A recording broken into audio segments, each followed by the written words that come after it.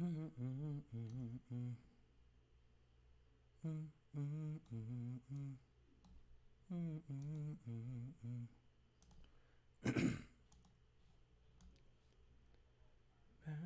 where we started out. Yeah.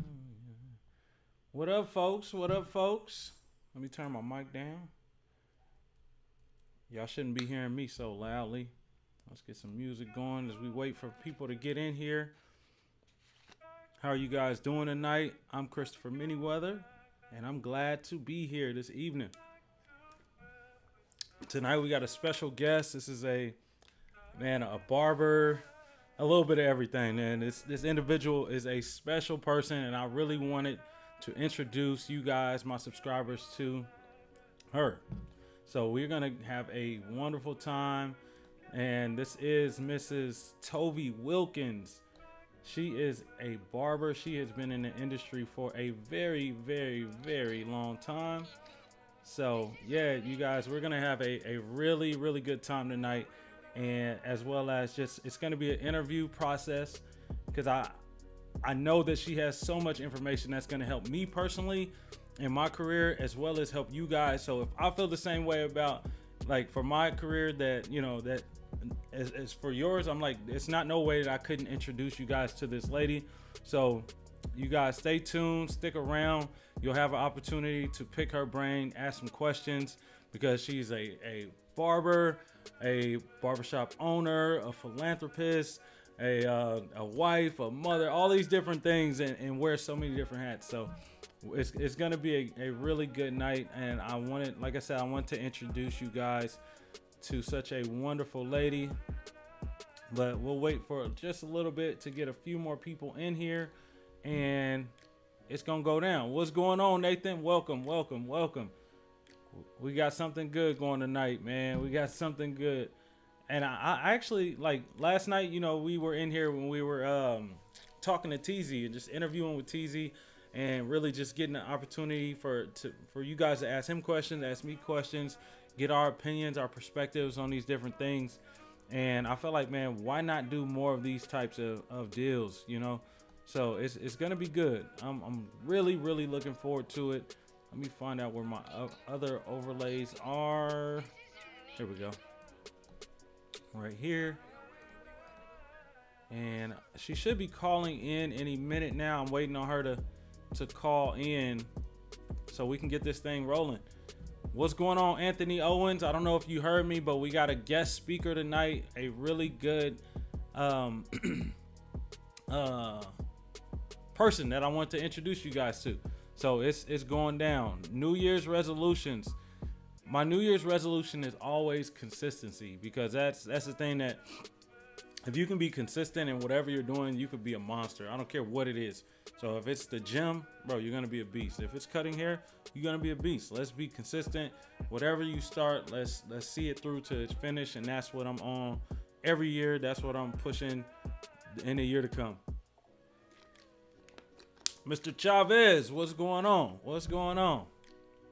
Just telling these guys we got a interview going on tonight. I got a guest that I would love for you guys to stick around and hear and learn something from, be able to grow in your careers. Let me go this, I'm scooting the wrong way. And it's gonna go down. C Blends, you know this guy Nathan right here. What's going on, Junior? Welcome, welcome. Let me see. Okay. My bad. To your Facebook. All right, so while we waiting, we can get some music going. Y'all can ask whatever questions you may have. Let me know if y'all can hear this. This was from one of my videos.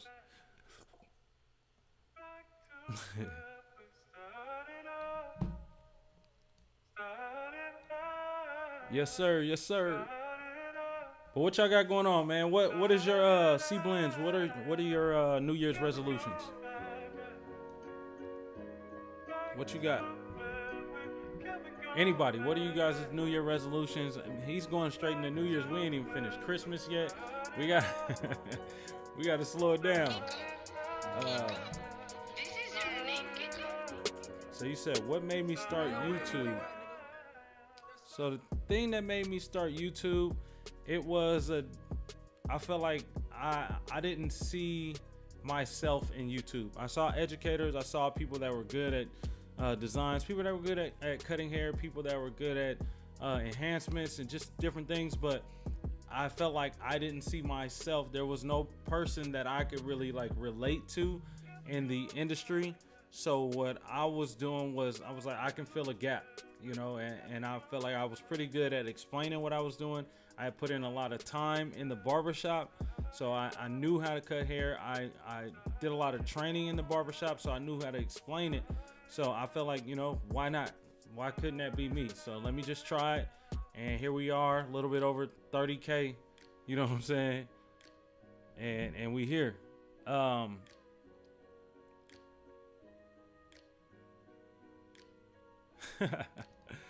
didn't say that I have 40 years of experience. I said the guest that we have on tonight, Mr. Luis, Team Pam. Yeah, the guest that we have on tonight has over 40 years of experience. So I'm bringing someone that's gonna really bring some value to you guys. So that's what I was getting at. So stick around, and you'll be able to hear some wisdom, hear some gems really be dropped. I had to stop her on the phone. I was like, no, don't tell me no more. Don't tell me no more. Let's save it for the interview. Save it. So yeah. So I know you guys got some stuff coming. My favorite Christian artist right now. Who's my favorite Christian artist? It's a dude from the UK. I be listening to his album sometimes. It's an album called So It Ends. His name is S.O. So yeah, he's fire. He's fire. But of course, I listen to some Lecrae, some Andy. I don't know if you can classify what's the old boy name? Toby. I don't know what you classify that as. It's has some Christian undertones. It got some gangster undertones. But yeah. What should one look for in choosing a barber school? I'm going to leave, Dan. I'm not going to put you on pause. I'm not going to leave you on red, man. I got you. I want to ask that question when our guest gets in here. And actually, I'm going to call real quick to see what's going on with that. No, at the moment, not worrying about. Let's see. What my guy talking about? All right.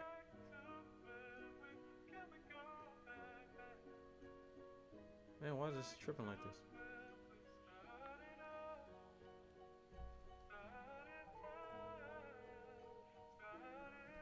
Thank you, bro. Thank you. Okay. Did you see the link I sent you to the Facebook Messenger? Okay. Yeah. Let me know if it works, and it'll show me when you're in the waiting room. All right. Bye. All right. So guests coming soon. The guest is coming soon. But yeah. Anyway. Yeah, so like I said, man, 40 years of experience with a whole bunch of different things. Like, man, when I say she's got what do you call them? Nonprofit organizations, a bunch of different programs that she's running, and all of this started from the barbering world. So I want to see, like, how do we transition into something like that? If that's your goal to one day, like when you step from behind the chair, how do I set myself up in the meantime to where I can get from behind the chair, still have money coming in as if I was behind the chair, if not more, you know? So that's what we're going for tonight. And I'm waiting on her to pop up. Hopefully the link works. I know TZ last night, he had some trouble after his phone died getting back in. But yeah, as soon as this telephone ring over here on my screen, then I can submit it and we can get to it. Anybody decide what they give me for Christmas, man? That's how I be messing with my customers. I'm like, hey, man, did you decide? I'm like, what are you talking about? Man, you ain't decided yet? Like, what? Bro, what did you decide what you give me for Christmas? So, yeah, man, I like having a good time. Y'all know I'll be playing around on here. But Nathan, man, what's going on? Somebody tell me something good. Tell me something good. What's going on? Gotta be some good news. Y'all taking off Christmas Eve? What y'all doing? Y'all working? I'm scheduled to work part of that day, but I'm trying to get some folks moved. What's going on Q Photos, man? We got a guest speaker tonight, man. So stick around. It's going down. This is one you would not want to miss, even if you're not in the industry yet. Like, just her information that she has is just gonna be fire, y'all. Fire. And then I'm over here. I'm switching it up a little bit. I got me a teleprompter. You know what I'm saying? So this is all new. We getting to it. Let's see if I can get back up. Back to worry. All right. Let's roll this footage as I'm looking. Bro, I done bought so much equipment. Like, just trying to learn how to do this stuff, and I think it's gonna be good. How to check in. So click the link.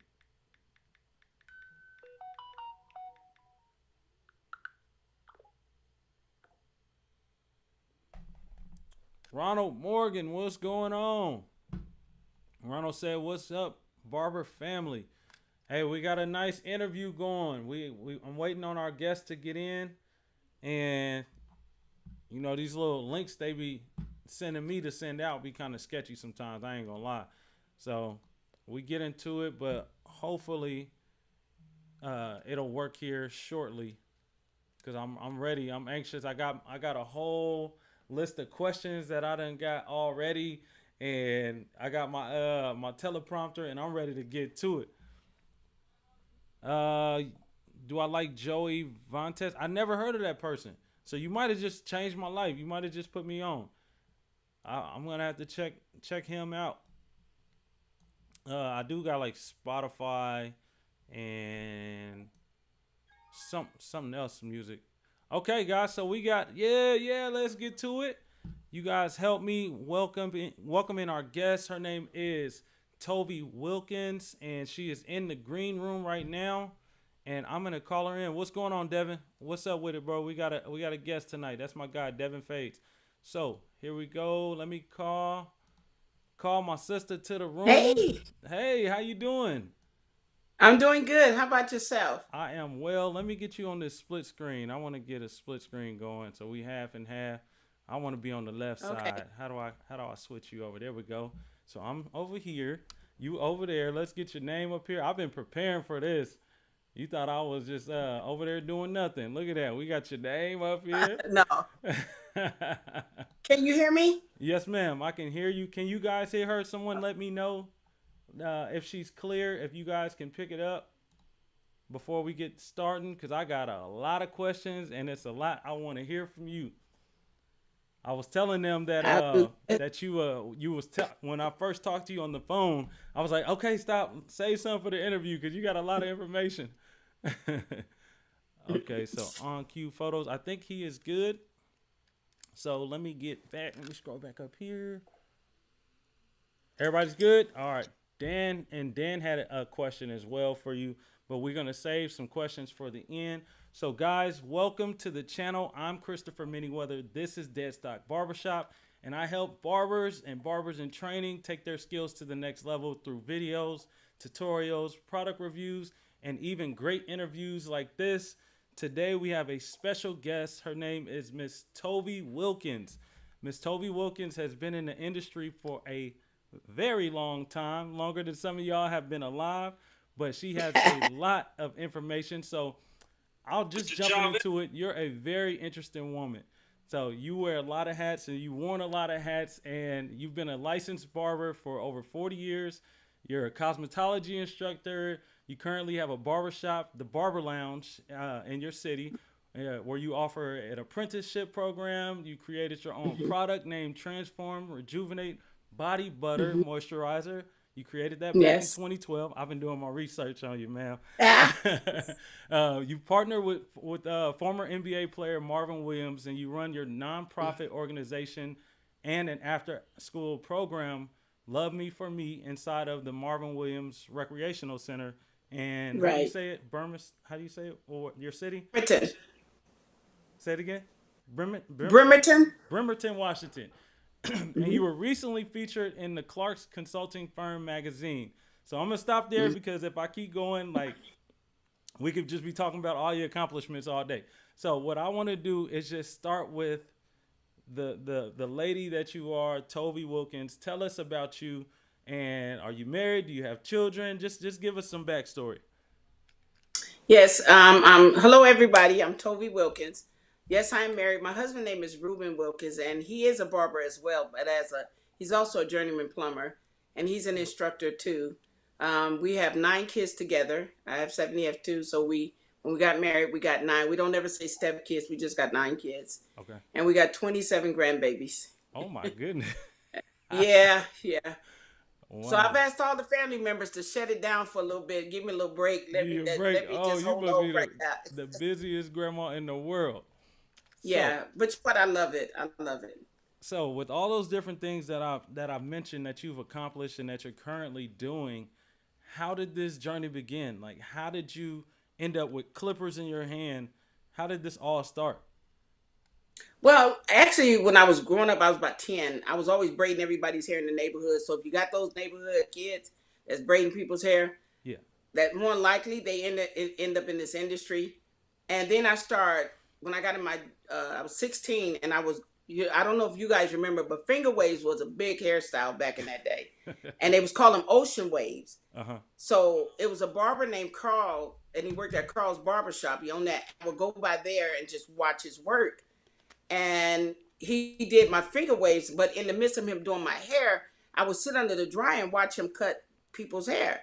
And then he cut my dad's hair, and my dad's haircut lasted like a week or so, almost 2 weeks. Like he never even needed another haircut. So I was like, what did he do? So I started hanging in that barber shop, just watching what he was doing, how he was doing it, and never knew I would become a barber. Then I ended up buying my own clippers. Uh-huh. So don't think I didn't mess up some stuff. Yeah, I did. And had a couple of guinea pigs as family members. Uh-huh. And I went from there. And then I married military, and I worked for the military for 8 years as a military barber. So I worked at Guam, I worked at Bangor shipyard, even Naval Hospital, just doing it, and it just became something I love doing. I think it's just the main thing when I went to Charleston, I went to school for psychology Yeah. because I wanted to be a therapist. Wow. Yeah, So but I did you realized complete college? barbering is therapist. And We that's are I've been therapists. telling these guys. I said it's one and the same. It's not just a haircut. And we had some guys Mhm. last night that commented, you don't get personal with your clients. And I'm like, bro, that is the most false statement that you can make because when you build in that relationship, it becomes personal. It's not just business. If that person has to sever business with you because they want to find a new barber, that's fine. But it still was personal in the meantime for Mhm. me. So what And do you I think about that? realized that my relationship with my clientele Uh huh. was not me telling them my business, but me hearing theirs Right. and their Right. problem because I that was there. See, to me, a salon or barbershop is a place where when we opened the Barber Beauty Lounge, it was called Relaxing the Experience, Hmm. which means you come in to relax. I'm here to take care of you. Right. You're not here to take care. You paid me to take care of you, and I'm gonna give you the best service I can. So my ultimate goal is for you to come in and relax in the experience. The experience is what I'm giving you. Hmm. So my goal is to relax you, and so that's been my thing from day one when I became a hairstylist slash barber, is to make sure that customer is comfortable with me, that they begin to tell me all their problems and stuff. And if I don't have an answer, I don't give them an answer. Gotcha. So Gotcha. So yeah. you said that you actually went to school to be a therapist. Was that when did you know that you wanted to do that? Was that at a young age, or was the barbering thing first for you, or which one came first? The barbering was always in me. Yeah. I was always doing people's hair, Hmm. always. The therapist part was because I didn't mind listening to people's problems, and I Gotcha. like to help people. So, but the only reason why I ended up in barber college is because the school that I was going to closed down. Hmm. So it left me no options, no other. And barbering was already in me. So I Yeah. just went on to the barber college and got my license and graduated, took the state board in Charleston, South Carolina, and After that, being married to military, you're going to travel. So one of the things I tell people, and like you asked me when I got into it, one of the things I told my instructor, Uh-huh. I said, don't teach me black hair because Really? I'm black and I'm going to be black all my life. Don't teach me. I'm here to learn hair Uh-huh. because that's one of the biggest things as a barber is being married to military. I'm going to meet every ethnicity. Everybody. So, and I'm going to be real. No money has a color but green. There you go. And so I focus on what I can do. So I learned everybody's hair. Even when I entered competitions in school, I didn't have a black person I didn't have a black clientele. I took a white person Yeah. because I wanted them to know I'm just as good as you are. And I that's like always that. been my mindset. That's awesome. And it's funny, like the people that I talk to whose careers kind of like mine mimics or theirs mimic mine. It's just like the keys to success. Like we all have that same mindset. Like I don't want to limit myself. So out of barber school, I went to Supercuts. I was like, Mm-hmm. I don't want to. I went to a dang near all black barber school, and I was like, nah, this. I want to be able to cut everybody hair. So it's Mm-hmm. funny to hear you say the same thing. So I But gotta that's ask always you. the thing. Oh, Go go ahead. ahead. No, that's always been. I think when even in going into the apprentice, when I had apprentices, we've had at least all of our apprentices graduated, Mm-hmm. and 6 of them got licensed in the state of Washington. Wow. And they're either Congratulations. barbers or hair designers. One of the main things was we had one girl that came in and she was from Thailand, so she didn't speak English well.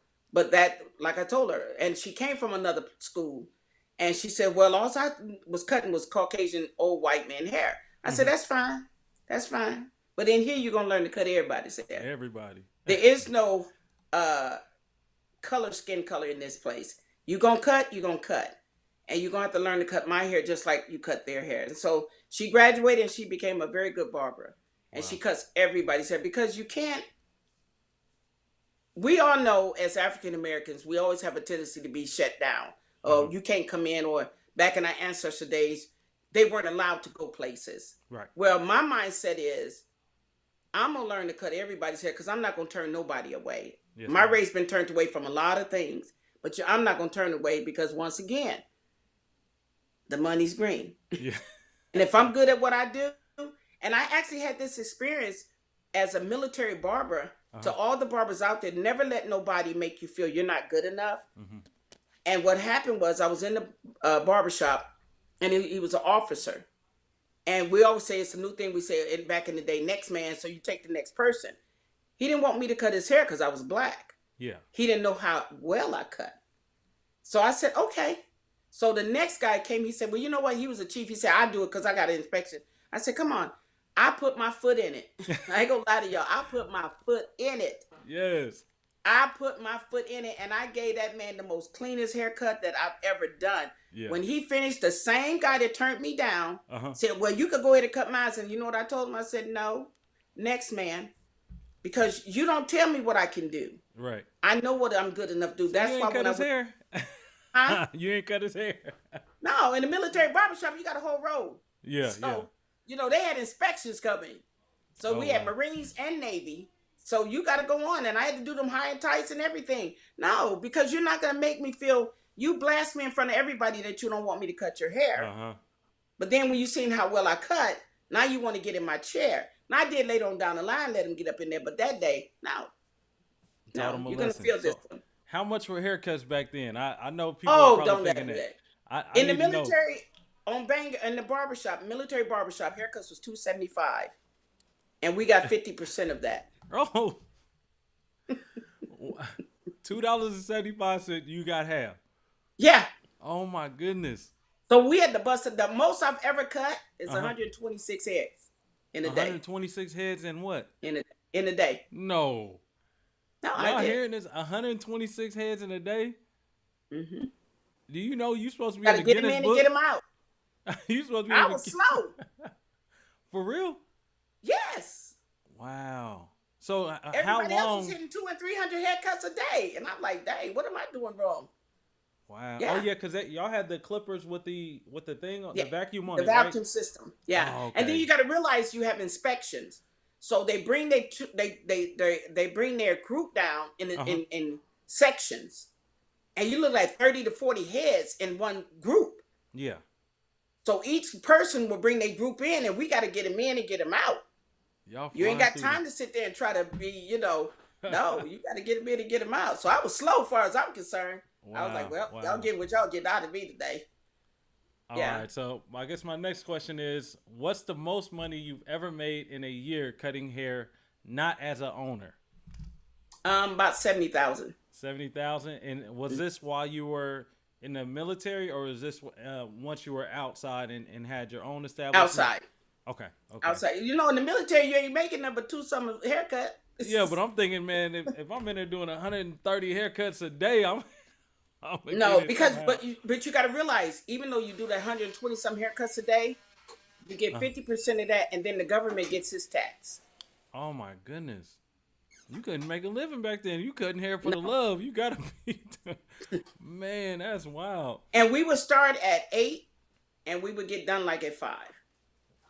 Okay, that makes sense. So, how much time did they give you per haircut? Are they like, hey, 2 minutes? That's it. What are they saying? Really, most of them was getting them in at between 5 to 10 minutes, but I was about 15 because I was really? Some of these days I can't do like this. Y'all gonna have to get what y'all got to get. And they would actually. One of the girls would come and pull my coat, my smock, because I was a detail person. I want everything right, and she'd be like, "We ain't got time. You got to go." And I'd be like, "Oh shoot." That was me at Supercuts. They told us like 13 to 15 minutes, and they were like, "Yeah, look, for you, I understand you're a barber. We'll give you 19, 20, but you can't be taking those 25 minutes, 27 minutes." So they worked and got my time down. So about the time I left there and got in the barbershop, I was way faster than everybody else, but it felt weird because everybody looking at me, my customers getting up and gone. And so I was like, let me slow down. But the thing was with me is because I was the school that I went to, his wife was a cosmetology. So I went to a barber school, but I also learned Cosmo. So some of the females that would come in, I was able to pick up clientele because I had the mixture of both. Yeah. So when I became a cosmetology, I still was a barber. I'm always going to be a barber for life. Yes, ma'am. And what happened was when I would cut these women's hair, because they like them pixie cuts, I knew how to get them in and get them out because I knew how to handle the clippers. Gotcha. So that was the advantage I had when I got into the industry I'm in, as a hair designer. But in the barbershop, that's just the way it was. That's why you heard the word next man. Yeah. It was just a move. And you pick a ticket. You pull a ticket when you come in, and we had a system. So when we call next man, you got to keep moving. Yeah. All right. So cutting hair on base versus cutting hair in the barbershop, what would you say is the main difference? And are there pros and cons to cutting like that? I think cutting it in the military is the quality of work, because you're dealing with the military, and these guys got to get in and get out. And that's why I wasn't as fast as a lot of people, because I'm a detail cutter. But on my own, I still took some of that mindset of getting them in, getting them out, because I've always been a person. Number one, the client chooses their barber. The barber doesn't choose the client. Right. The client chooses the barber. Number two, their time is valuable to me. So get them in and get them out, because I don't know what they got planned. I don't know if they got something else to do. I don't want to make them feel like, well, I got to do this. So I don't like taking breaks. I don't like doing all that. At least you answer this. So that's just what I do. But I think outside is better for me, because there was they did have some rules, and then $275 a haircut. Who understand that? And it's let me see, I think it's $5 and something now. Yeah. Something like that. Yeah, I ain't going back. No, I'm not going back there. So being out is better. It is. Okay. And you have a freedom, because even in being in a church or whatever, you can talk about what you want to talk about. In a military barbershop, you can't talk about some things, so. Got you. Especially you can't get political at all. At all. No, not at all. But I kind of cut that back on our shop, because especially when Trump was president, there was a lot of races going on, and I'm here to make money. Let's get these cats cut. They can talk about that afterwards. Yeah. Shoot, I don't stop nobody. Whatever they want to talk about, let's get it. Because like you said, this is your experience. You want to come in and chop it up. Whatever on your mind, let's talk about it. But it's funny to hear you say some things that I've been telling these people in here every night. Like when you said the customer chooses the barber, you don't choose them. I call it a self-employed employee. So yes, I'm Yeah. self-employed, but I'm employed by every individual who sits in my Hmm. chair. They are the boss Hmm. for the day. So it's up to Yep. me to provide what it is that they're asking for, or else I Hmm. get fired because they Yep. chose me. So Yep. that it's just funny Exactly. to hear you say that. Yeah. And that's what I teach the apprentice. Uh huh. The customer chooses the client. The barber. The barber don't choose the client Yeah. because the client goes where that's their money. Who are you to tell me where to spend my monmoney? Right. Oh And my that's just how I look goodness. at it. That's like you go, you know what I'm saying? You go to a restaurant, they be, you don't tell me I done bust my butt to make this money. I'm gonna spend it where I want to. But if your work is good, and this is another thing I teach in our apprentice program, and we're actually getting ready to open a school. But this is one of the main things I tell them. Mm-hmm. I didn't do a lot of business cards. I didn't promote myself. My clients promoted me. Right. And I've always told them my clients is my billboard. So wherever that's why I put a lot of detail in. Wherever they walk, Uh wherever huh. they sing, they can go to they can go overseas. Somebody gonna see my work. Right. I don't So have no my business clients, cards, so I know what you huh? mean. I said I don't have any business cards. I know No, exactly what you mean. no, because I don't believe in doing all that competitive stuff. Yeah. And one of my sons, he passed away. He was a Sorry barber. to hear My that. son Joe is a barber. Mm-hmm. My son Josh that passed was a barber. My daughter Chelsea is a hair designer. My granddaughter is a braider. My husband is a barber and instructor. So it's in us. And Yeah. one of the things I always told them is never compete. Never put another barber down. Don't run them down. Don't do that because you can make one mistake and that's gonna mess you up. Are y'all And hearing the everybody gonna same talk thing about I've been you. telling y'all? She said the same thing. I say it's a brother and sisterhood. How are we competition? It's too many customers out here It's for me to be competing with you. and one of the things I did, Christopher, is when people would come in my shop, or well, the barber downstairs, I said, ho, ho, ho, ho, don't talk to me about them. Yeah. Because I don't know them and I'm not getting caught up in that. Because Yeah. I've learned that, and this is what I share with the apprentices, is that you got to be careful. They call them seed planters. Mm-hmm. People come and talk to you on purpose because they definitely want to go back and share that. They Hmm. just messy people. It's like a church. You go to this church, you go to that church, that pastor did me wrong, this pastor did me Yeah. wrong. Yeah. It's the same way in our industry. Uh So huh. I just alleviate that. And I learned this at a hair show. And I even learned, and I shared this with the apprentice, even watch your tone. If somebody come to you and say, hey man, this dude cut my hair and he did that, and you got other people there, you'll be like, yeah. And you never say nothing about them. Yeah. This But lady it said said she actually your left the actions shop. and your tone said everything. Yep, your tone. Yeah. Your tone said it. So you got to be cautious with a lot of things, but it's a $1 billion. I've been in it for 40 years, Uh huh. and I can say to anybody out here that's barbering, stay in it, educate yourself, but understand what you learned. Don't forget the old school stuff Mm-hmm. because some of that stuff is coming back around. Yeah. This Everything is coming back from around. clothes to everything coming back around. Everything. Styles. Yep. So understand that, but I've learned that you just focus on what you're there to do, and Mm-hmm. give the people what they need, and they'll promote you. Trust me, they will promote you. Okay. Yeah. So I know that you are a successful woman. So I have to ask: were you a saver or investor early on in your career, or at what point did you start saving or even making investments or putting money aside for the future? How long did I until you were able to to do be that? honest with you, I was a single parent for 3 years Uh huh. with 7 kids, so I had no money to invest Nothing to to save. save. None, none. I got 7 babies. My last set was twins. Oh. Uh, Everything I had went to my kids, and my kids actually learned how to do hair. Like Michael and Rick was my shampoo people. Uh huh. Fold my towels. Knew how to take some. I even taught Rick. Rick went in the military. I literally taught my son how to put a relaxer in and how to do pineapple waves. Wow. I say, you know why? I say, because them girls gonna need their hair done. So I'm gonna teach you the basic Yeah. and teach you how to make this little on the side. But I just never had chance. But now I do. I did some investing, and my husband and but it was really hard. It Yeah. was really hard. But I always, no matter what, I always gave to and did things for people in the community. I had clients that couldn't afford it. I still did it, Mm-hmm. even though I was struggling. It wasn't. It's to me doing hair is a passion. Yeah. If you go into barbering to make money, you can miss it. But if you go in there with your passion to pay for you, Your passion is a purpose. So I have a purpose and a passion which bring prosperity. Yeah. That's the way I look at it. I like And that. I like it. I like it. What I say is, you put your passion first, and the money comes. The yeah, money will come. exactly.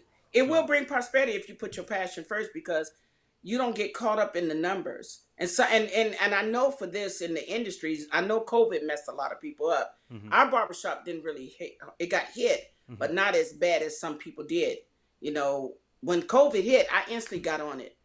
I instantly looked up CDC. I did everything. I ordered everything we needed. So when it was time to open back up, yeah, we was running full force. We had everything ready to go. But I do know that you have good seasons and bad seasons, you yeah. know, and that's in any business. You have I mean, it's times we done hit past the 300,000, you know, just in 1 year, just making that money. But then it's times when COVID hit, we dropped, Yeah, you yeah. know, so it's just part of it, but it's going to get better. Actually, that was one of my questions I was going to ask, like what you guys did to kind of prepare yourselves for that. But you pretty much covered it. But COVID, yeah, well, I just followed the news and I Yeah. just created my own program because we had apprentices. hmm So you got to realize the apprentices, how do they get their hours? So I joined Zoom and I was able to do all of my teaching and talk to them and bring them together Uh-huh. on Zoom because as long as the instructors in that environment, they can get hours. So I use things to create hours for those people that was trying to Wow. get their license. It So wasn't they were their getting fault. their license through Zoom, getting their hours through Zoom. Yeah.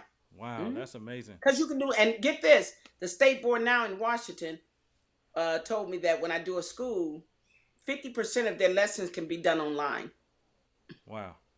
Because what you 50% started. of their, yeah. So I'm fine. I'm good to go. Look at you You know, leading the way, leading the way. what That's they needed amazing. to because these cats had paid, and it's like, how are they gonna get their hours? They Uh-huh. want their license, and nobody knew how long this was gonna last. You know, so there's a lot of ways you can get your hours. Their bookwork was done, and I downloaded them. A lady sent them all the hmm bookwork so they can do it online, get their stuff, and then we put a kit together. hmm So when we did come back, they was able to take that kit to state board and take the state board because I didn't want them to have in their mind, I got to get a kit, I got to get this. So we put everything together because we went to state board meetings, Yeah. and then I'm one of the board members of the state board. So we was able to get all that stuff done and make sure they was prepared. So when they go to take the state board, they can pass. So you're on the state board as a board member for barbering or cosmetology or both? No, I'm over the apprentice Oh, okay, program. okay. Right. Wow. I don't know how you find all this time. Well, the meetings is once every 2 months, so that works out good. Okay, okay, gotcha. So, when you left the military situation, cutting hair, and you were in a regular barbershop, were there times where you were the only woman cutting in there? Yeah, I was on. Yeah, but that don't bother me. Yeah. That don't bother me at all because I've learned to be friends with people. Uh huh. But I think the one is the hardest times I ever dealt with when I left the military and I worked at J.C. Penney's, Mm-hmm. and that's the first time I really dealt with racism, Really? and that was not a good thing for me. I didn't do nothing, you know. I don't believe in fighting and stuff like that, but it was just it was jealousy. And before I got there, because what happened was they needed somebody. So they contacted me. They seen that my clientele was good. The lady that was managing, she met with me, took me out to lunch, ran an ad for me in the newspaper. I have Yeah. nothing to do with that. And so then a girl I knew that was doing nails was working there. And she was sitting there and the lady had asked me about where I want to be. And I said, well, it'd be good because I used a hot oven, Uh huh. put me by the door. Because the door, you know, them ovens get hot. Yeah. So one lady that was by the door, she said, well, I'm not giving up my spot. I don't care how big and black Toby is. I was like, What? yeah, that's what I did. I was like, What? okay, okay. So when I walked Wow. in there, because you know, when they talk about you, you got to look good. So I walked in there, I got my little self. I had lost more weight than where I'm at now. But I looked at her and I said, she can talk. She got a moo on. I'm okay with that. Yeah. But then I had another girl working next to me, and I just said, hey, can you give me a little bit of soda, you know, a little pop in my cup, and I'll go buy you a new one. Uh huh. That's all I asked for. This is no lie, y'all. She said, if I do, I spit in it. Wow. So my client said, did she say what I think she said? I said, yes, she did. So I got What? quiet. I said, check this out. If you ever spit in anything of mine, make sure your insurance is paid up. She says, is that a threat? I said, no, that's a promise. Oh A my threat you goodness. don't keep, but a promise you do. And they called me in the office. That's fine. But the point is that you're talking about spitting in my stuff. That's Yeah. nasty. And so that's the only, and then the one girl, she got in my face, and I said, you need to get out my face. What you gonna do? What you? She's a Caucasian girl, because I had a lot of Caucasian clients, and Yeah. she felt Yeah. they were. She was white. She should get them. And I said, what you're gonna do is just get out my face, okay? And I just put my hand up like that. What you gonna do? And I stepped back on my back leg because my cousin was a boxer, so he kind of gave us some ideas on how if they hit you, swing back and bam. And I said, what you gonna do is get out my face. That's all I'm gonna tell you. And so she walked away, and I had to call my pastor's wife, and I broke down crying, and she said, what's wrong? I said, I was about to clock her. I'm Yeah. serious, because she was mad because all the Caucasian girls was coming to me. Yeah. So That's I learned crazy. that, huh? I said that's crazy. Like, Yeah. how do you get jealous because somebody going to somebody else? So you want to fight them? That's And all she had to do was say what you're doing, and I could have shared with her. yeah. Knowledge is powerful. Share it. So after that, I realized it was time to be on my own for 100%. And I just left all of that and just kind of opened my own and started doing my own thing. All right. Well, sometimes we get ladies that are in here and asking questions. So, do you have any advice for any ladies watching that are wanting to pursue their dream of barbering, but maybe like a little bit apprehensive because of their gender? They don't really want to go into it. They may be in fear of it. What advice do you have? No, the women better get on it because the women's taking it. They hitting it hard in the barber industry. And I have to do, I'm not going to lie. Back in my day, it wasn't a lot of us. Uh huh. But it's a lot now compared to what I've seen. And I would say if you're going to be a barber as a female, going as a female barber, know what you know, do. Don't compete with the men. Don't try to outdo. Don't sell yourself. Don't try to entice. Don't do any of that. Be good at your what you're doing. Mm-hmm. Give them the right service, the right cut, the right quality, and trust me, you'll go far. You don't have to do all that because I've learned just doing what I do Mm-hmm. and cutting the way I cut. See, some of the guys that came in my apprentice, well, I learned off of YouTube. And I told them, I said, that's fine, man. But YouTube ain't gonna take the state board for you. I'm trying to tell you what the state board. YouTube ain't taking the state board. Right. So what I'm trying to do is tell you basic because state board want basic. Yeah. All the Mm-hmm. fancy stuff they do on YouTube, all them cuts is good, but state board want basic. Right. Right. So I try to tell people to learn that basic and keep a humble attitude. Mm-hmm. Everybody got something good. If you're good at it, be good at it. Yeah. Put it out. Do what you got. What you're doing is good. I'm gonna tell you, I know you're good because see, I be checking Michael's haircuts out. I ain't lying to you. Thank you. Thank you. I said, Mike, he's tight, and them cuts last a while. Yeah. See, the length of your cuts is what a good cut is. Uh huh. It Thank you. ain't I when you walk appreciate out the shop, that. huh? I said I appreciate it. No, you good. Cause I be checking them out. I'm one of those ones that a spot. I look for the heavy lines. Uh huh. I do. In the apprentice, I always look for the weight lines. Yeah. And if you can give a what I call it a 360 haircut where everything around is connected, Mm-hmm. there's no weight line, there's no weight, no nothing. That's good. Thank you. That's Yeah. good. I've been at it a while myself, so and I love it. I just have, like I said, I got a passion for it. And Mm-hmm. once it's really, when I started talking to Michael, so this is one of my customers' mom. His name is Michael. And so I'm talking to him, and he had been telling me, like, yeah, man, I'm sending some pictures to my mom, or I sent some videos to my family. And he telling me, like, yeah, everybody in my family do hair. And then I think I met, it might have been Joe, if I'm not mistaken. Yeah. Yeah. I met That's one of the him. twins. And so I was just like, man, I got to get a nice interview going or something because Joe was like, yeah, just reach out to me, man. Maybe you can come talk to the school and all this different stuff. And so I'm talking to Michael about it, and he was like, man, you really need to talk to my mom, bro. You wouldn't believe how much stuff she has done. And so he just started telling me, and I was like, oh, we got to do this. Please let me talk to your mom because she is the exact person that I want my subscribers to become, what I Mm-hmm. want the people in the shop that I work with to become, because that's true success when I can put the passion first and then I can give back at the same time, not Mm-hmm. chase the money, but Mm-hmm. just have true success. And so I'm very appreciative that you're even here tonight. So now I got to ask the basic question because people just want to know this kind of stuff. So what tools were you cutting with originally out of barber school and yeah, out of school? What kind of tools were you using back then? Andis was the main one that we had. They kind of put Wall out. Andis came up after that, Mm-hmm. but I gave my husband this pair, and they still use them. I was more of a Wall Osters, the old Okay. school Osters with the Yeah. detachable blades. 76 or which one? Like 76. 111s or what? No, 76. Okay. Yeah, that was my thing. They was heavy, but they was good. Yeah. And You I don't had you like got the to know how to flick maintenance. that arm though. Yeah. You got to know how to flick it, So and you were got you to know how guys to you touch. guys were doing your fades with them, right? Just all Yeah, blade fades, right? yeah, all blades. Yep. Man, y'all And was you got to good. know how to tap. I call it tapping. Where clipper over comb, you got to know how to tap them little edges, so Uh-huh. you don't be just you just tap it.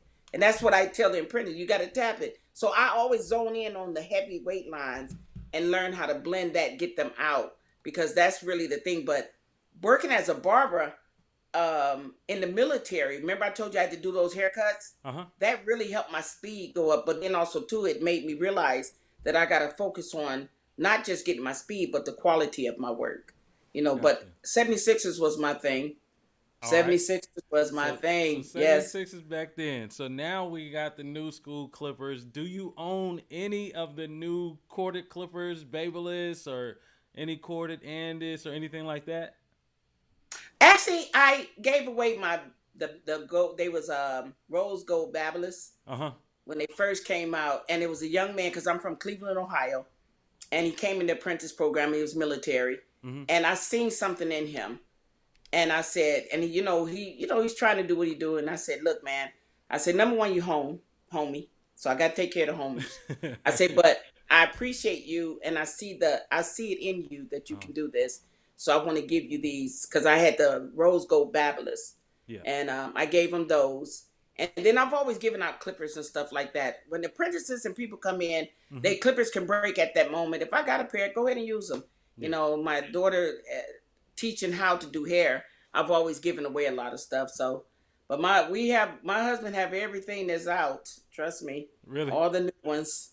But me myself, Babyliss, I like Babyliss, and I like there was another pair. I love Andis. I do like Andis. I like the T edgers. Um, I like I don't use wall as much. I Oh, really? don't. I don't. So Not question, as much. corded or cordless? What Cordless. cordless? Now back in the day, I didn't know what cordless was because we ain't had none, so we had to wrap that around our arm to keep it from going into. All right. So for me, I when these guys ask me that question, I usually say corded because I haven't found a cordless pair of clippers or trimmers that really do the same exact job that our corded things would do. Now, if you look Hmm. at my station, everything is cordless, other than I do have my corded masters, and I've been pulling those out a lot more just because my cordless it really don't compare. They're The good. power is not as strong. Yeah, and that's why I tell them they're convenient, but it's not the same clipper at all. Hmm. So Yeah. I missed that, and I was looking at my work, and I'm like, why my haircut's looking a little different? Like, did I fall off a little bit? And then I started looking. I'm like, you know what? This is around the time when I went to these cordless masters. Let me pull out my corded ones, and I was back. I was like, you know what? Right. Y'all can have them cordless ones. Right. I think the corded ones, the ones that we grew up on, was much stronger. Yeah, Stronger. That's why I liked the 76 because you could pull them blades off, clean them out, and I had every blade every from the blade you had to triple, skip from two the blade 4R. too. They call them the 4R. Well, Uh we huh. call them the 4R, which is the 4O, the 4 zeros. Yep. I had from them all the way up to the highest. So you now. I feel I'm a firm believer that you need to invest in you. Uh huh. I'm a They get firm believer of expensive. that. Those blades can definitely get expensive. Yeah, but it was worth it for me because when you're doing Caucasian people hair want flat tops, Uh huh. Yeah, That cuts you yeah, off from doing a lot of, so you're able to knock it off and then blend in and do what you got to do. But I think for me, it was just more convenient for me. It worked for me at hmm that time. Nowadays, you know, you got the adjustable arms, and that's fine too. But sometimes them little arms can get a little slippery if you ain't careful, if you don't keep them yeah, tight up, you know. So, and yeah, that can yeah. catch you off guard, hmm you know. So that's the reason why I like the detachable blades, because I was able to control it.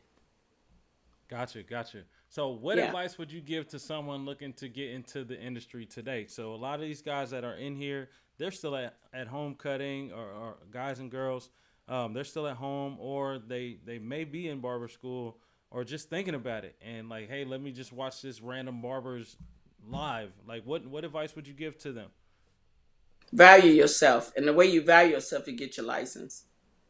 That's just my firm believer, because Yeah. cutting at home is, that's what you can do. But my son was cutting. Josh was an excellent barber, hmm but the people don't want to pay you for what you're worth. Yeah. When you're in a salon or you got your license, they pay you for what? Because you can talk the language. You know that, you know what's going on. I recommend anybody get your license, because you deserve that. The thing that I tell the apprentices, understand that when you get your license, the license says professional. hmm You see what I'm saying? In our state, it's called a professional barber. Professional. That word professional goes a long way. Yeah. Yeah. And up here in the state of Washington, they had started the cosmetology school through Olympic College, and I was on that board. You can graduate from the cosmetology school at I forgot what it's called, and you get your AA, you get your associate's art. So you got to realize a lot of stuff that we learn in barbering school and cosmetology Uh huh. are really can equivalent to a degree. Yeah. Yeah. It depends on where you go. So I say value those things, and I think that a license to me makes me feel, it doesn't make me better than anybody. You know what I'm saying? I'm not like, oh, but it speaks highly of my, because you know this, you learn a lot more than what you do at home, hmm and that sanitation and sterilization and them infections and the scalp disorders and Yeah. the dandruffs, where they come from and all that stuff, you be like, ugh, you know. But when you learn that the occipital bone, those mandibular bones, when you learn all this stuff about your face, your Uh huh. body, your scalp, your hair, you realize this is more than just cutting. It's more than just cutting. So Yeah. I recommend anybody, you know, and if y'all have an apprentice program, get in that. I don't know if Texas have one. No apprenticeship in Texas, but they did. They just lowered the hours. Now, when I went to school, it was 1,500 hours. Now it's like 900 or 1,000, something like Really? that. Yeah, I think it's Yeah, 900. ours is 1,000. Ours Yeah, has always been 1,000. yeah. But do So y'all do chemicals? yes, yes. See, we So don't. We can't do chemicals. really, so we can Mm-hmm. do anything. I can do anything a cosmetologist can do. They just only thing they can't do is use the razor. And I believe you said you guys can use the Yeah, razor out there, we right? can use a razor. Yeah. But the So barbers can't do no chemicals. They can do wash and set, blow dries, all that stuff, but no chemical service. So the advantage we have in our shop is we have Cosmo and barbering yeah. together.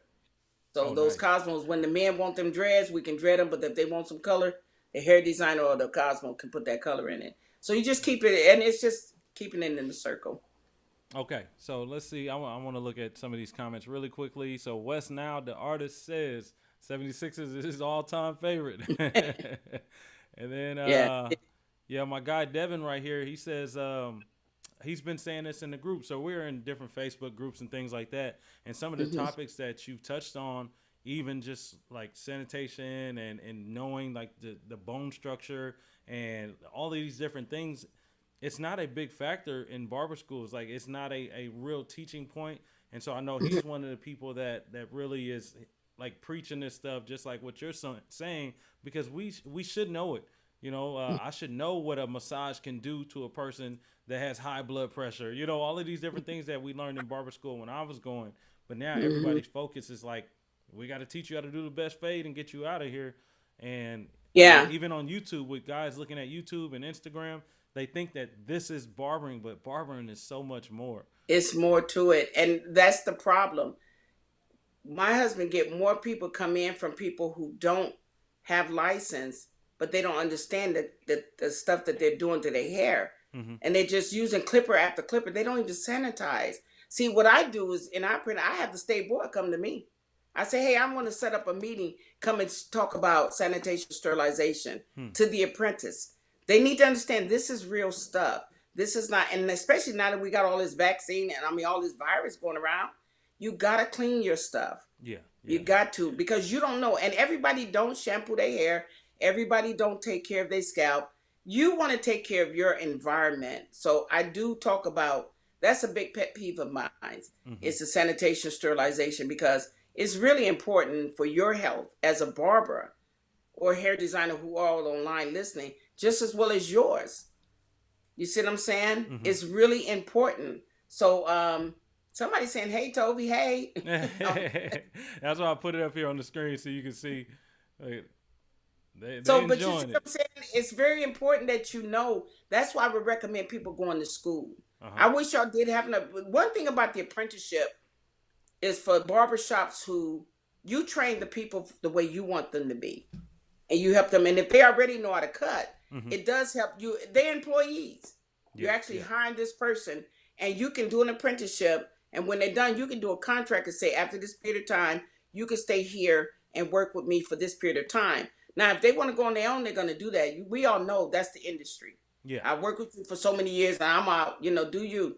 But it's very important that sanitation. That's really a big thing to me in this industry, that if we as barbers and hairstylists to get it, we can help a lot. To me, we should have been essentials Mm-hmm. when COVID hit, to be honest. I was actually watching as I was preparing for this. Like I said, I was doing my research, so I was on one of your Facebook pages because you got a whole bunch of stuff going on. And I was listening to your husband, and he was in a Zoom meeting with some people, and those Yeah. were his exact words. Like, we've been to school, we've had the training for something just like this. How are we not deemed essential? And I feel Yeah. like what it is that we don't got enough barbers really taking this serious to the point where we're paying taxes and where they can see the money, the value that we bring.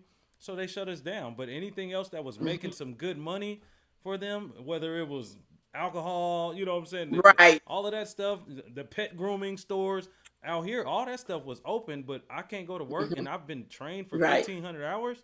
Like, this is And crazy. get this, Yeah, we learned some of the same things the medical fields learn. right, right.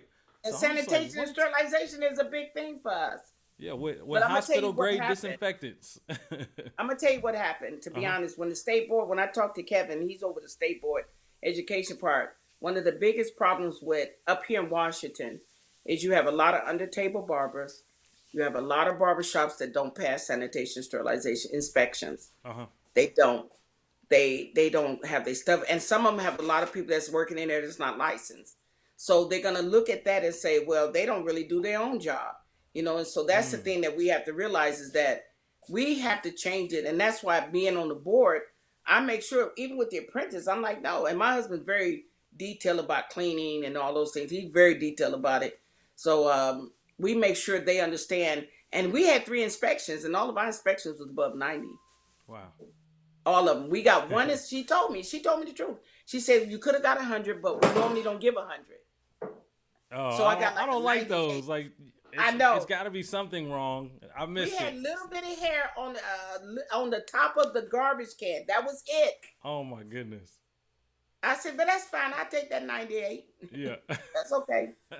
Long as I didn't fail. But we passed all of our inspections because sanitation and sterilization. Uh-huh. And I tell you this, when COVID hit, the clients that came back said, and I had a lady one day was talking, she said, I wish my shop was like y'all's. Hmm. Because they didn't even do they didn't have the dividers. They didn't have any of that stuff. Okay, so you guys We installed did. all the different things. Okay. Yeah, but we took it down. Our temperature reading is on the wall. Mm-hmm. Because I don't even want to have to touch you. You go up there and put your forehead up against that and get your own temperature. You know what I'm saying? Wow. So I wanted to create an environment that makes people comfortable, but understand their safety is just as important as ours is. Yeah, And that's you're what in he does. Washington. I'm in Texas where they not tripping. I'm the only person. Like, I still wear masks in my shop, Right. but I'm in a private suite and it's just me and my customer. But when I look at all the people walking past my room, it's free out here. They do whatever Yeah, they it want, is. and I'm just like, man, it ain't over. Like, what y'all got going on? But that's Yeah. neither here nor there. Yeah. I do want to take the time out to stop right quick and welcome anybody that just joined recently. I see Mike has just joined. What we have here tonight is Sister Toby Wilkins. She is a very experienced barber, Michael. philanthropist. She is a business owner. She gives back and does everything. So I knew that I had to bring her in here for you guys to meet her, and I hope that it's been informative. Just going by the comments, people have been enjoying her. People like Nathan, man, this lady is intelligent. I like her. She's knowledgeable, you know. So you guys are seeing the value in it, and I'm thankful that you guys are sticking around. I have a few more questions myself for you, and then we'll open it up. If do you have the time? You good? No, I'm Okay, good. okay. Yeah. So I'm gonna bring my husband. I'm gonna let Rude come in a little bit. okay. Yeah, I got to talk to him anyway. Yeah, come on in here, Ruben. So I want to ask. So how did you maintain this, or how do you maintain this work-life balance as a parent, as a mother, as a wife, especially in the times where it's, you know, you are expected to be more present in the home? Like how do you find that time to have that work-life balance? Got a good husband. Okay, there you Got go. a, we work as a team. My husband loves to cook, Uh huh. so that's something I don't have to do. He likes to clean. We have our granddaughter living, but I think for me, I'm more of the book person. I'm the back behind the scene person, making sure we have everything that we need to do, far as paperwork, business wise, and stuff. I did all that, so he can focus on keeping the shop, decorating the shop, doing all that. But when it came to me handling it, I had a good support team. Mm-hmm. I had a good support team. Um, and then I have to support him just like he support me. Yeah. You know, it's a twofold. You know what I'm saying? I think we compete to try to outdo each other, giving to each other. You know, you know. I tell him I will go to say it. I know Mike will go be like, Bob. I told him I said I'm your pimp on Tuesday though. I love it. I love it. So we got That's some on more. Tuesday. That's on Tuesday. But he's a good man, and we work together. And I'm glad that he has his license. He got his instructor's license. So we work as a team, and he's just as good as I am. You know, Yes, ma'am. some things he don't know, he asks me. Some things I don't know, I ask him. But when it comes to handling everything I'm doing, I think over the years I had to learn to make it happen, Mm-hmm. no matter what. And I'm gonna say this: I have I do some things. I used to make T-shirts and stuff, and I called it "Create for You," and it came from understanding our ancestors, why they did what they did. And when I went down to South Carolina, I seen this because I'm from Cleveland, so I've never seen a cotton field. You Uh huh. understand what I'm saying? I've Ooh. never seen that. Uh huh. So when I seen one, I was like, dang. And it was so far. And I cried because I said, how did they do it, man? Uh huh. How did they get up and go out here and pick this cotton in the sun with a baby on their hip, couldn't go to the bathroom, got beat, all this. And that's when I realized they did this for me to do what I'm doing. Yeah. Yeah. I'm standing on their shoulders. I really am. Mm-hmm. So I realized I got to keep going because my kids are standing on my shoulders, and everything that I'm doing, I'm not just doing it for me. When we did The Apprentice, it's not about us. Uh huh. I got what I got to give to somebody else. And so if I can help you get to the next level, I'm going to do, I got to research to help you. I'm going to do that. And that's where it's at. And that's how I survive. That's how I make things happen. So how long have you been from behind the chair as far as like cutting? I'm a barber. This is how I make my income. How long have you been out away from that scene? Probably about 2 years, Two years. right before COVID. How long? Kingdom Cuts. No. Behind the scene, I cut down at the Barber Beauty Lounge. Yeah. Mm-hmm. So it's been about 3 years, but I kind of back and forth a little bit. But now I'm just really about Love Me for Me. And really Love Me for Me it started in the barbershop because it was called Total Self-Care, Uh huh. Hair, Skin, and Confidence. And that's what I started. I did workshops with young people, teaching them how to keep their scalp clean, how to do their skin care, how to take care of their hair, how to braid. And I ended up doing a program where I had 7 kids. It was 2 guys and 5 girls. And I seen young girls that was 8 years old putting braids in. Yeah. Can you I mean, explain what "Love Me for Me" is to the people that don't know? Love Me for Me is, and this is, I'm just going to be raw and real. It's me. It's me growing up, being picked on, made comments, being bothered, all the stuff that I went through as a child. trying to find love. So I went from marriage to marriage to marriage, trying to be accepted for who I was, not realizing all I wanted somebody to do is just love me for who I was. I shouldn't have to change my hair, change my looks, change my none of that. Just love me for me. Yes. And that's where it came from. And so when I in a military town, when you see these young girls presenting themselves to military guys to get things, it's like that you don't have to do that.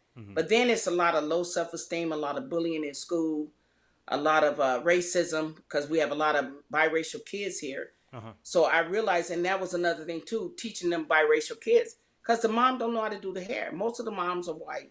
Yeah. So I would reach out to them and say, hey, and I actually do a program with foster care kids. So I once a year do a program with the foster care kids, teach them, because it's not fair for the child hair to look bad because the mama don't know how to do it. Yeah. You know what I'm saying? Okay, you're a Caucasian woman, you married a black man, that's fine. But somebody got to get that baby's hair done. She can't walk around like, he can't walk around that look like that. You know, I see it out here in Rockwall. That's all it is out here. And I'm like, man, you don't know. I'm right down the street. Come on through. Bring him through, please.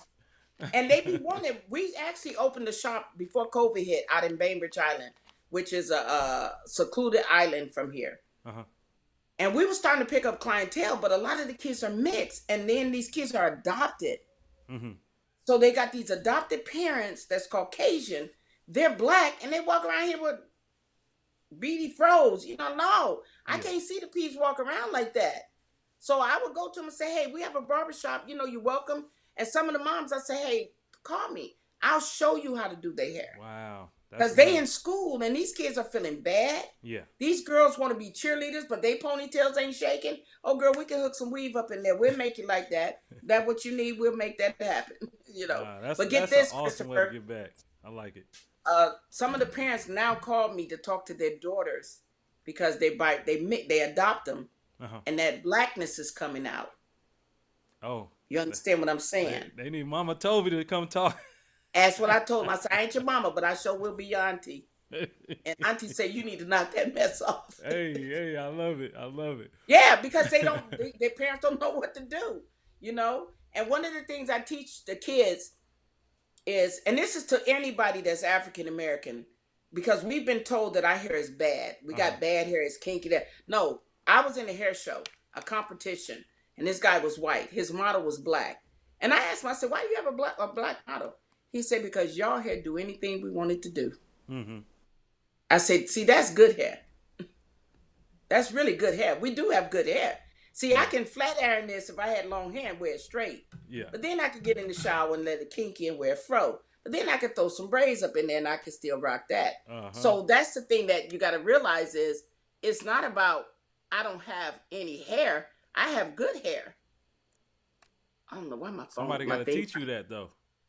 Yeah, and that's what I try to do with those kids. I love it. That's so what I do. After 40 years and you're still a part of the industry, what has been your motivation? What's been keeping you going? People, seeing the change. This is my mindset when I was doing hair, and this still is my mindset. When a person walk in my shop, I don't know what they're going through. I don't know what they've been through. I don't know how they feel it. But my goal is to let them walk out feeling good. Yeah. And that's always been, and that's what I do with Love Me For Me. Those kids come in there, they're from single parent household. They're from all this. My goal is to help them feel good about who they are. That's why it's total self-care, hair, skin, and confidence. To build that confidence up to say, I'm okay. I'm good with who I am. And the final end of our program, it says, only I decide my worth. Nobody tell me how good I am, how better. I decide that. So that's why I do what I do. And I probably will step back out there every now and then. I told my husband, I might make some guest appearance. So what do you love most about cutting hair? Pixie cuts. I love cutting women's hair short and then putting that iron on it. I love pixie. And I like fades. I really do like fades. I do. I like pixie cuts and fades. So I guess my next question, or my last question, I want to know what is next for you in the industry. Like, what do you want to do next? I'm going to open a school. Open a school. Yeah, you said that earlier, matter of fact. Yeah, I'm going to open a school because up here in Washington, there's not many schools. And these people are driving from Birmingham to Seattle and Tacoma, Mm-hmm. which is 30, 45 minutes to go to school. We have an apprentice program. We have a waiting list right now for people that want to be in the program. I just think it's best for us to do a school. Yeah. And we'll probably be the first black couple that ever opened a school here in Kitsap County. But that's fine. So Ain't nothing wrong how with being far the away is first. that from you realizing that achievement? Like how far out is that? 2 months from now. Oh my goodness. See, I I've want to been do it working. I want to do it in February You got you a because Black History Month opening, huh? Yeah. I don't care if it's February 28th, as long as I hit that last. Yeah. But All we do right, have a guys. So space. So, that is my questions for the evening. Does anybody have any questions that you would love to ask Miss Toby? And then we'll get to your husband as well. But I want to see if anybody has any specific questions for you, because as you can see, these guys are like, she's giving us gems, like, and that's, I knew it would happen. So if anybody has any questions, let me know, or post them and we can answer them together. And it could be if thinking about barber school or what to do, situational, anything like that. Just go ahead and type it in.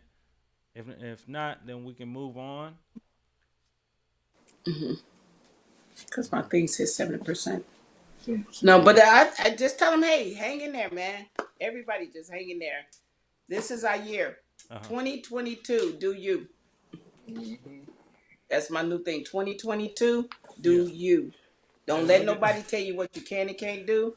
Do you. Yes, That's my new ma'am. t-shirt that's finna come out. Look at this right here. I work in Vancouver. Can Toby be my auntie too? Yes, I can. Yes, I can. Yes, I can. Auntie Toby. That's fine. Cause I come to that's not far from me, Vancouver. Yeah. How far is that? 2.5 hours. 2.5 hours. Yeah. So he's Yeah. actually. Now you I'm know from I'll be in Portland. Houston Christmas. You going to Houston? Yeah, I'll What be you in doing in Dallas. Dallas? Oh, I'll be in yeah, Dallas yeah. for You Christmas. told me. Yeah, I'll be in Dallas Christmas. So when do y'all get here? Christmas. Oh, Christmas Day. Ooh. Mm-hmm. Okay. We'll be there to New Year's. Well, y'all gonna have to The swing 3rd. by. Yeah, we definitely will. We came by one time with Michael, didn't we? Mm-hmm. Yeah. Yeah. No, he wasn't there though. Yeah, you weren't there, but we'll be there from December the 25th to January the 3rd. Okay. We got so this young man says, how many barbershops do you currently own? I'm only right with COVID, it put us up. We had 2, but with COVID, everything shut down. So we reopened back up one. We let Bainbridge Island go, and now we have an apprenticeship program, and now we're finna do a school. So but it was really Bainbridge was a good area. And actually the clients still come from Bainbridge. How far is Bainbridge from us? 45 minutes. About 45 minutes. So they still come. Is that a military town? Okay. Yeah. No, it's not. It's supposed to be where the rich people live. Oh, gotcha. That's what they say. But I mean, to me, rich is wherever you at and what you make it. Shoot. That's what I'm talking about. Yeah. Somebody else says, can she be my aunt? Yes, I can. What if you have not been cutting? Vanessa, I'm not. Can you rephrase that? I'm not sure exactly what you're asking. I'm sorry. The last guy says, do we still have to go see state board? I'm not. I'm not sure what you guys are asking. So make sure that they're complete. State you're in, yeah. Yeah. Make sure it's complete sentences so we can know exactly what you're saying, guys. Yeah. Well, scoot on over. Let me meet. Okay. Let me meet hubby. Yeah, Oh. I'm gonna turn it this way. Okay. What's going on, brother? How you doing? I'm doing well, man. I seen you over there hanging out with some pandas. And what's that? I got pandas in the background. I was on some videos earlier. I told you I was doing my research, so I was watching y'all videos. I know what you're talking about. Okay. Oh, so you went on my page and see my pandas, huh? Hey, man, I'm doing all kind of research for this interview, man. Yeah, we was at the San Diego Zoo on that one. Oh, nice. Yeah.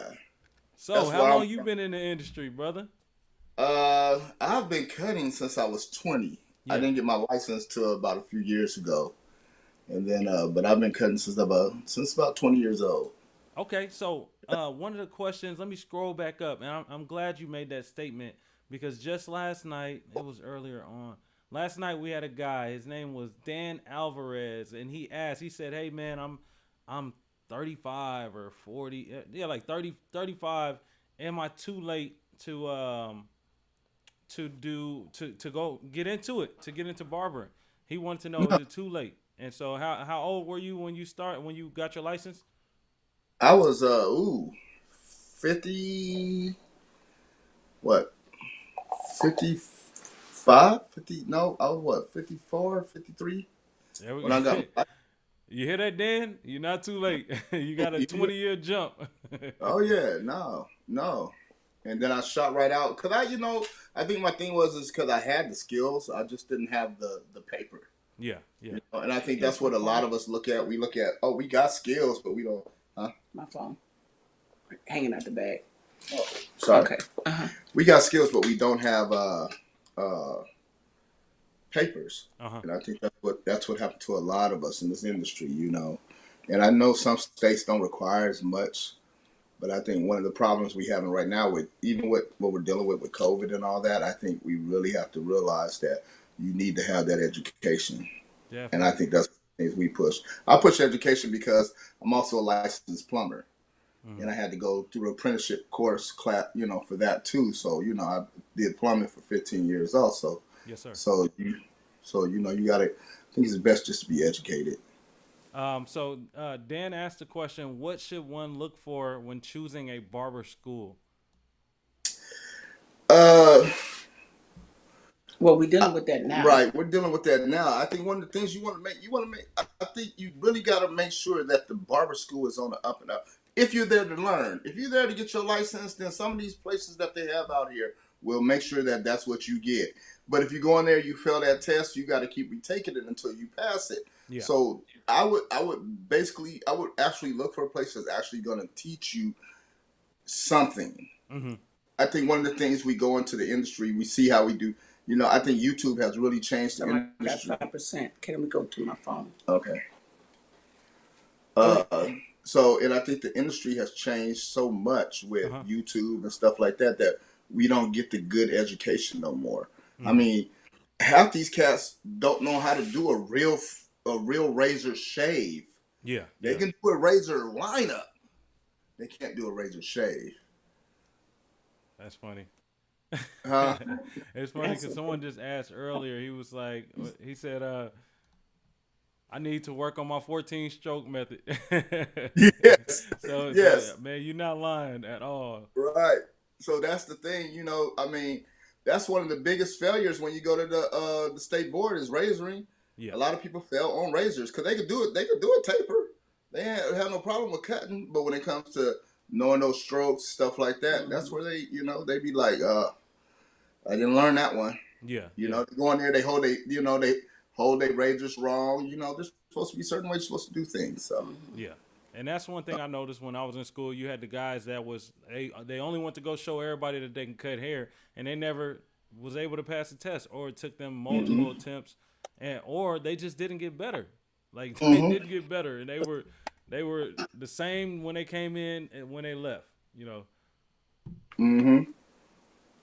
No problem, Dan. I'm glad that you stuck around, was able to get the answer. He asked that in the beginning before Toby hopped on. He asked that question. I said we're gonna get to the questions at the end. So I'm glad he stuck around to hear that. And I'm glad you hopped on to say, man, I only been in it for the last 2 years. Oh yeah. So we got some guys saying, man, I'm 34. He's in school right now. Yeah, man, it's dope. It's never too late, man. As long as you got a passion for people and you want to cut some hair, you're gonna be all right. I don't care how old you are. I think it's because of the video. So, man, I'm glad you jumped in. This was a little All right. bonus for me, man. And I'm looking forward to meeting Okay. y'all. I'm sure it probably. I think Michael might be on next. I think I cut his hair Tuesday or something like that. So if y'all want to come Okay. through with him, I'm definitely gonna come through. yes, sir. Come on I'm through, definitely man. coming through. I'm in a little I'm small definitely coming suite, but through.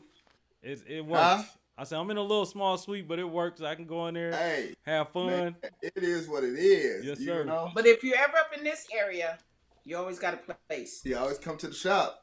You know. Always got a place. I'm never in that area, so I'm gonna have to plan a trip to come just see y'all. Yeah, plan a trip with Mike because he might come up sometime next year. But if you're ever in this area, that way we and I like showcasing. I'm gonna be honest. put a little flyer out, say we have a special barber come here.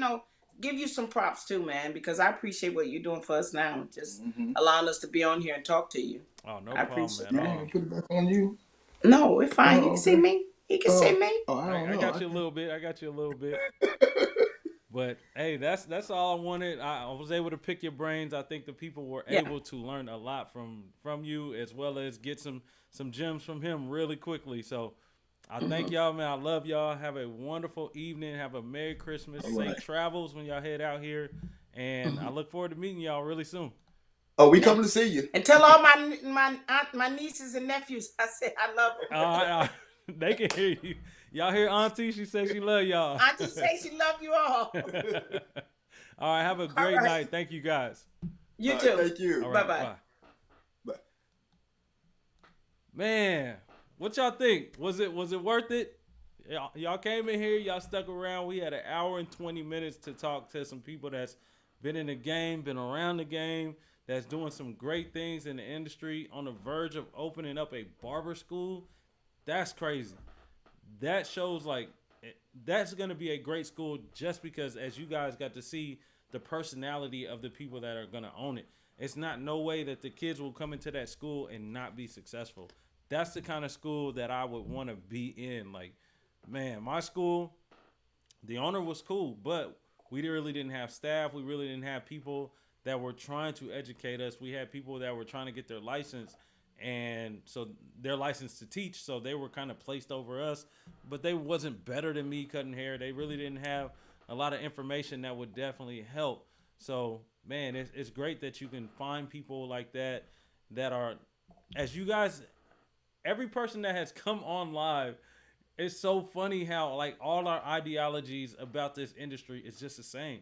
We may do different things, but the way we view people, the way we view the industry is it's the same.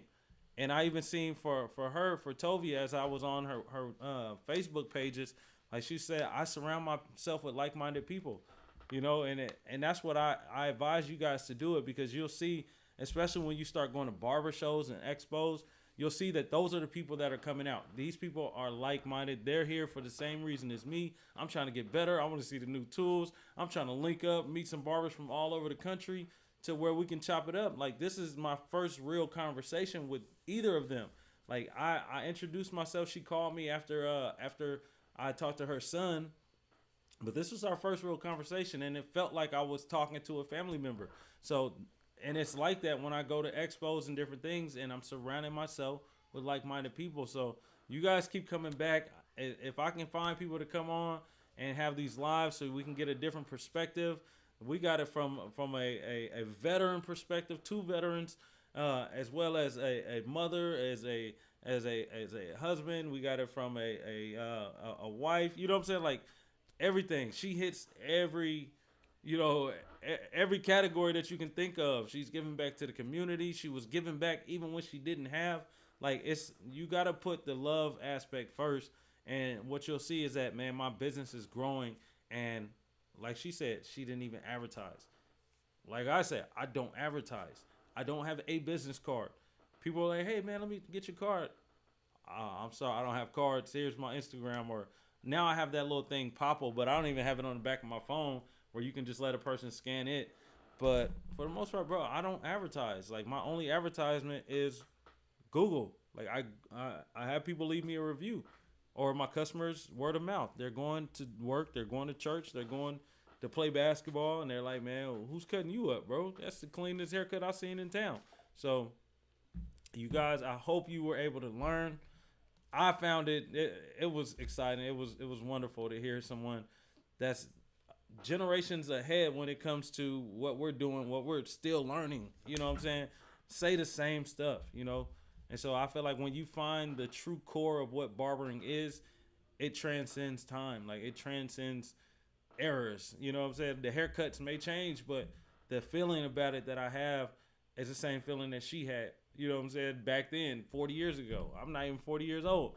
But she felt the same way about it. And we see the success in it. So let me see what y'all talking about before we hop off. Because I ain't got nothing else to add, man. She killed it. She answered every single one of my questions. For some of you guys that were new that I've never seen you, I think Wes, I don't remember seeing you comment before. So if this is your first time here, man, welcome, bro. I feel like I seen the name, but I don't remember that picture. I see AAC done upgraded. You know what I'm saying? He done upgraded his picture. That usually don't look like that. He says they have a flat popple you can put in your case. Yeah, if you guys don't know what popple is, it's a company that does basically it's like virtual business cards. Actually, if you go on my videos, I have a link to where you can get my affiliate link. You get a discount on it. I'll get like 60 cents when you buy it, something like that. But I can show you really quick. Where's my other phone? But anyway, you can put one on the back of your phone, or they have like a wristband, or if you have a Apple Watch like this, then you can they have one where it's built in. A person just put their phone next to it, and it'll put up all your information. Your Instagram will pop up, your online booking information will pop up, your YouTube, whatever information you want them to have, Cash App, any websites that you're affiliated with can pop up and go directly to you. They can pull you up immediately. And so that's what I was doing when people would come to my door, to my suite, because they'll be looking in the window like, man, can you get me in? You got a business card? I'm like, I'm booked up, but here, scan this. And then they see and all that stuff. So, yeah, well, thank you, man. Thank you, Wes, for watching all the time. I appreciate the support. I appreciate the support of all of you guys. Everybody stuck around, man. I seen some people, the numbers was fluctuating a little bit, but the people who were supposed to get it got it tonight. Y'all got it because y'all stuck around. So I love y'all too. Have a great night, and I will see you guys tomorrow night. I thank every single one of you guys for coming through. So peace. I'm out. My family downstairs waiting on me. All right. Good night, guys.